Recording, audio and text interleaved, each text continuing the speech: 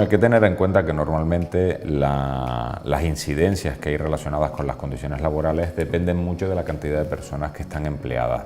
El sector servicios, que incluye hostelería, cuando hablamos de hostelería no solo es un establecimiento hotelero, sino toda la industria auxiliar que existe a su alrededor, pues bueno, pues tiene una cierta prevalencia, sobre todo en manifestaciones de trastorno musculoesquelético, que con una correcta vigilancia de la salud, pues año tras año pues hemos ido mejorando dichas condiciones. Por un lado, desde el punto de vista preventivo, es decir, cuando nosotros entramos en un puesto de trabajo, lo primero es que evaluar los riesgos a los que estamos expuestos. Esa evaluación tiene por objetivo inicial el eliminar el riesgo, pero hay circunstancias en donde el riesgo no puede ser eliminado y por lo tanto tienes que minimizar el impacto del riesgo que se genere. Bueno, pues esa es la acción preventiva y por el otro lado la acción sancionadora, que es una vez que se establece el esclarecimiento de un acto que entendemos que no se acoge a la legislación laboral, se le hace la notificación para la subsanación correspondiente y en el caso de que no se subsane en el tiempo y en la forma correspondiente, como bien digo, pues bueno, pues se le sanciona, que es el último recurso al que tenemos, que es el único que también intentamos minimizar su impacto. Yo creo que por razones lógicas nadie puede poner en juego su propia dignidad personal a cambio de un puesto de trabajo. Lo que también hay que estar sobre el terreno y muy apegado a la realidad para saber que la necesidad económica de nuestros salarios en nuestros hogares, prácticamente el 70% de las rentas que entran en nuestros hogares proceden de un salario, pues hace que personas entiendan que pudieran establecerse requerimientos menos exigentes en relación a sus condiciones de trabajo. Nosotros como administración pública no los podemos tolerar.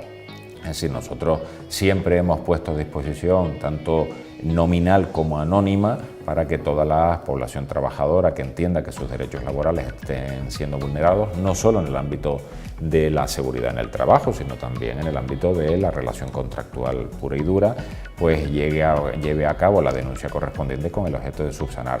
Lo que tampoco podemos tolerar es que haya cierto temor a la denuncia por miedo a la pérdida de un puesto de trabajo. Entendemos que ya en el siglo XXI no es mayoritaria esa circunstancia y en el caso de que lo sea, pues obviamente pues eliminarlo de la ecuación. Claro, la campaña ordinaria sí es verdad que se mantiene con los 91 inspectores y subinspectores. Lo que ocurre es que estamos reeditando el convenio de inspección extraordinaria con 32 efectivos más del resto del territorio nacional. Lo que sí es cierto es que se le ha establecido ya la solicitud al propio gobierno del Estado con el objeto de implementar un mayor número de efectivos. ¿Por qué? Porque pese a que cuantitativamente, desde el punto de vista comparativo con el resto del territorio nacional, no somos una población muy abundante en relación a otras comunidades autónomas, cualitativamente sí es cierto que estamos incrementando en personas que cada vez se incorporan al mercado de trabajo muy superior por encima de la media. Entonces esas circunstancias hacen que, dada la diseminación geográfica que tienen las islas, la insularidad y por lo tanto la movilidad del cuerpo inspector, pues nos hace una cierta dificultad añadida. De ahí que se ha implementado la solicitud para incrementar esa plantilla. Entonces, como decíamos, la vigilancia aparece desde el punto de vista de la inspección, es decir, 29.000 actuaciones, órdenes de servicios que vamos a llevar a cabo en este año, que se convertirán en 60.000 actuaciones. Entonces, teniendo como... ¿Esas de oficio? Esas son las de oficio. ¿No tiene que ver ahí con las denuncias? No, es decir, esas son las de oficio, las que tenemos programadas, tanto distribuidas sectorial, temática, como territorialmente. ¿Vale? Una vez que aparezcan esas circunstancias, aparece, como bien decías tú, las de denuncia que pueden ir apareciendo o las de por causa implosiva que aparecen en un momento determinado y que tienes que actuar. Bien, la forma de actuar es la siguiente. Primero, el requerimiento de subsanación. normalmente, dependiendo de la naturaleza de la línea roja que hayamos trazado, que ahora las comentaré, el requerimiento, si se subsana en tiempo y forma, salvo que haya algún tipo de cuota infradotada, no tiene una especial sanción económica. Y, como bien decíamos antes, si ante ese requerimiento no hay subsanación, aparece la sanción correspondiente. Por el otro lado está la regularización de los contratos, que entendemos que tendrían que tener una jornada laboral determinada, pero que documentalmente aparece que es inferior, pues bueno, pues se le establece Eso está a la orden del día. Claro, pero eso es lo que hacemos es lo siguiente: se le reconoce la jornada laboral tal y como aparece técnicamente, y en el otro caso se le compensa, o sea, se le hace abonar las cuotas a la seguridad social correspondiente, que entendemos que no han sido abonadas desde el momento que podamos notificar y cerciorarnos de cuándo empezó esa relación contractual.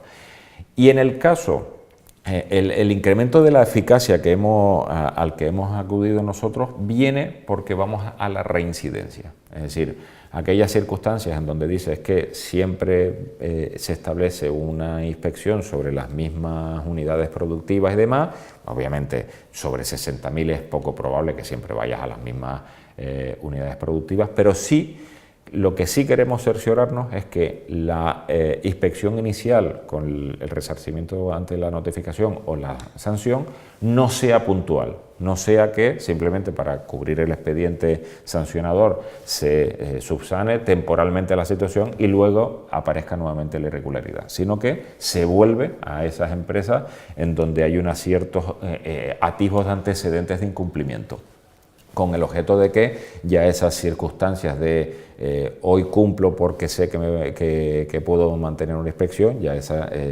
algo continuo. Entonces, bueno, desde esa perspectiva sí que hemos incrementado la eficacia, con los mismos recursos humanos hemos incrementado la eficacia, porque al final hacemos más trabajo de despacho, es decir, antes de salir al mercado a descubrir irregularidades, tenemos aplicativos informáticos cruzando datos entre Seguridad Social, Servicio Canario de Empleo, la propia Tesorería, la propia Inspección y la propia Dirección General de Trabajo. Cruzamos datos, saltan determinados ítems, indicadores que nos pueden dar sospecha y entonces vamos a tiro hecho. Lo triste es que seguimos encontrando esas irregularidades, por lo tanto, la mejor de las campañas sea que cuando tengamos todos esos aplicativos no encontremos nada y resulta que es que la orden laboral está completamente bien cumplimentada. El sector empresarial y las personas también no tienen que tener ningún tipo de miedo ni temor a cumplir la norma. Es decir, nosotros lo único que estamos haciendo es haciendo que existe una norma de obligado cumplimiento y nosotros la exigencia. Todo lo contrario, tendrían que estar lo suficientemente tranquilos para saber que la administración pública está vigilando por una correcta aplicación de las diferentes normas.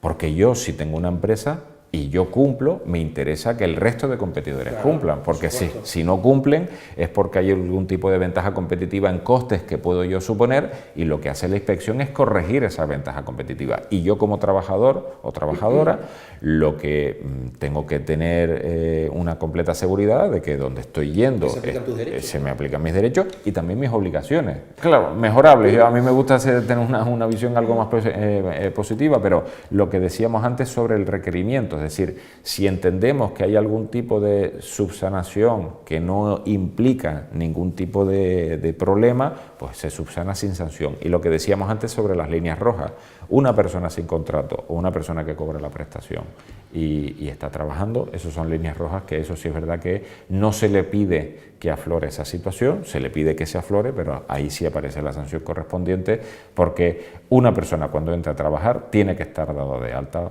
para cubrir todos sus derechos, y también yo como empresa para poder exigir todas las obligaciones. Es lo que puede ser un TRADE, lo que se denomina un TRADE, un trabajador en relación autónomo de dedicación exclusiva, que eso sí pueden existir, o puede ser lo que se denomina vulgarmente un falso autónomo, es decir, en donde estás ocultando una relación laboral permanente a través del intento de que el abono de las cuotas a la Seguridad Social lo haga el propio trabajador en lugar de la empresa a la que pertenece.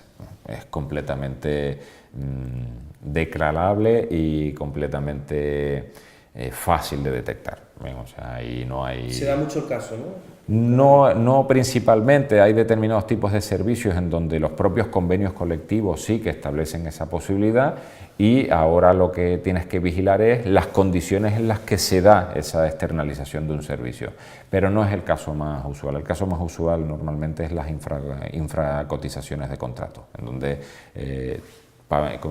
documentalmente te dice que tienes un número de horas y después circunstancialmente ejecutas otras, que de forma puntual puede parecer que lo puedes regularizar con tus horas extraordinarias, pero cuando ya ves que es una forma relativamente permanente, pues ahí ya sí tienes que actuar, porque tienes que corregir una disfuncionalidad. No, todo lo contrario, es decir, eso se ha defendido desde un principio, es el último recurso el que se tiene, es decir, cuando uno sanciona ha fracasado como sistema. Bien, o sea, ahí hay que tener en cuenta que una multa es porque el sistema fracasa en general, no solo en este ámbito, sino en todo. ¿Por qué? Porque hay gente que piensa que las obligaciones no son de obligado cumplimiento y su propio nombre lo indica. Es decir, hay una norma que tienes que cumplir porque lo tienes que cumplir todo. Puede ser más, con más o menos costes de transacción, pero es la norma que hay. Con Hacienda, por ejemplo, ¿no? Cuando obviamente puede aparecer el que haya temáticas laborales de difícil cumplimiento por el problema administrativo y burocrático, bueno, para eso hay todo un proceso de alegaciones, pero que la recaudación sea el fin último, no, y así todo en materia de sanciones. En 2017 se han recaudado aproximadamente unos 18 millones de euros en general, y en materia de cotizaciones, en devolución de cotizaciones, que no es sanción, sino devolver a la Seguridad Social lo que fue propio, unos 58 millones de euros. Es decir, no es afán recaudatorio, es lo que dice la norma que tenías que haber estado abonando durante un tiempo correspondiente y no lo has hecho. Pues entonces, si no lo haces de forma voluntaria, cuando realmente tienes la vinculación laboral, pues lo tienes que hacer de forma forzada a través de una inspección. Hay 91 entre inspectores y subinspectores, y son una plantilla de 145 personas para toda Canarias. Están divididos más o menos a la mitad entre las dos islas. Son los inspectores de trabajo, hemos de recordar, que pertenecen funcionalmente al Gobierno de Canarias, sobre todo en materia que les son de su competencia, relaciones laborales y prevención de riesgos laborales, mientras que siguen utilizando las recaudaciones de seguridad social para la competencia del Estado. Y orgánicamente pertenecen al Estado, pero funcionalmente tienen una doble figura, que en donde la autoridad laboral en materia de prevención de riesgos laborales, pues esta consejería. La inspección de trabajo llega a todos los centros de trabajo, y si en cualquier rincón hay un centro de trabajo y o bien por una actuación ordinaria en donde nosotros establecemos campañas temáticas en relación al año, en donde, como bien tú has sacado el tema, pues, bueno, pues el eje de restauración en el norte de Tenerife, por ejemplo, o en los hoteles o en los servicios de cualquier naturaleza. Bueno, pues aparece esa campaña de inspección y se llega donde o bien se sabe que hay un centro de trabajo, o bien hay una denuncia relacionada con ese centro de trabajo, o aparentemente con un centro de trabajo.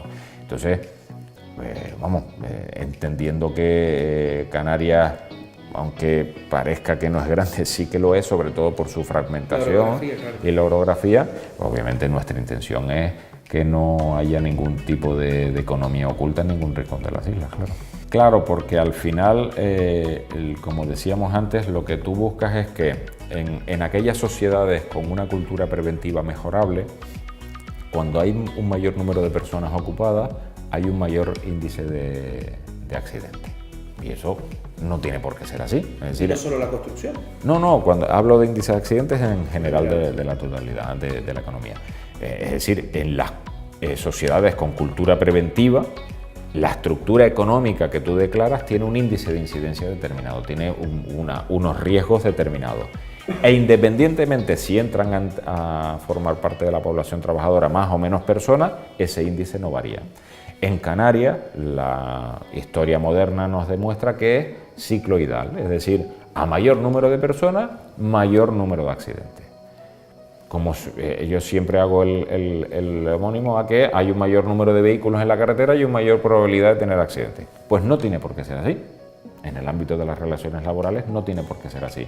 Tiene que ser que el número de accidentes, el índice de accidentes sea esté desestacionalizado respecto a la población activa ocupada.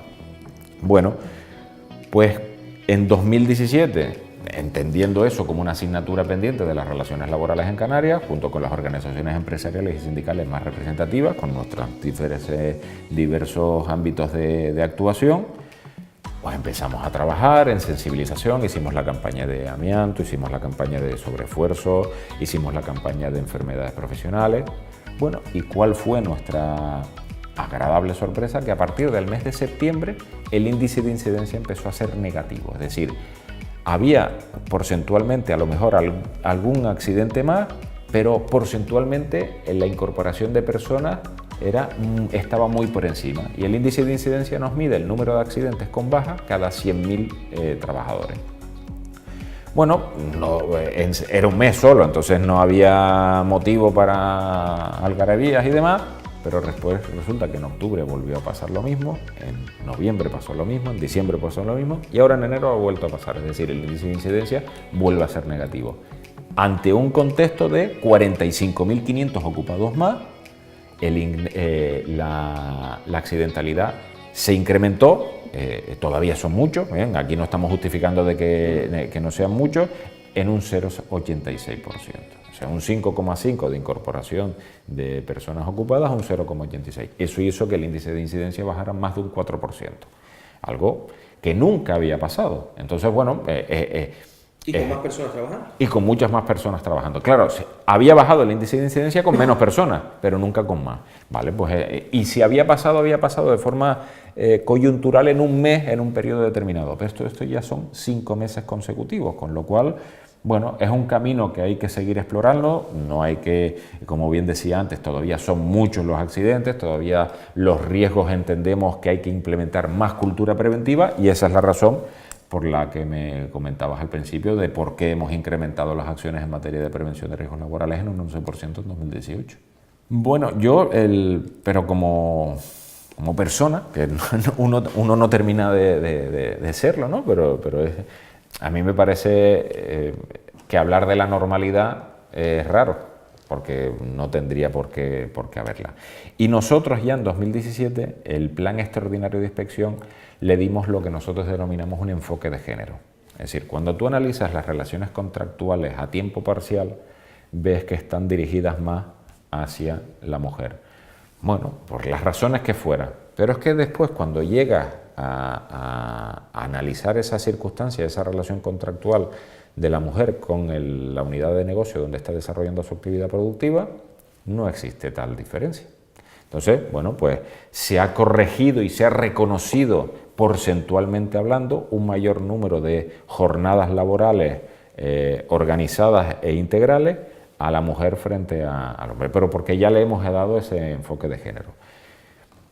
Una vez utilizado esa circunstancia, en colaboración con el Instituto Canario de Igualdad, pues vamos a incorporar un protocolo de actuación para que las mujeres u hombres puedan denunciar de forma anónima una situación en donde entienden que hay una vulneración de igualdad, que hay una ley de igualdad que hay que cumplir. Aparte de, dependiendo del número de personas que tengamos en nuestra empresa, tenemos que tener implementado un plan de igualdad, y aparte que yo entiendo que en mi vida profesional he negociado muchos convenios colectivos, en las tablas salariales, en ninguno, en toda mi etapa profesional negociando convenios colectivos, en ninguno hay una diferencia. Es decir, aquellos lugares en donde hay una mayor articulación sindical y unos procesos de negociación más fortalecidos entre empresarios y sindicatos, esas circunstancias son anecdóticas. Claro, cuando tú te vas a pymes o micropymes, en donde la relación profesional es vis a vis, en donde no hay un convenio que lo acapare, en donde la presencia sindical es más limitada, pues bueno, pues se genera ese posible caldo de cultivo hacia esa irregularidad. Y ahí aparecemos nosotros. Ahí aparece la inspección y dar la facilidad a que si se entiende que hay una vulneración de derechos en materia de igualdad, nosotros actuamos y corregimos como lo hemos hecho en este año.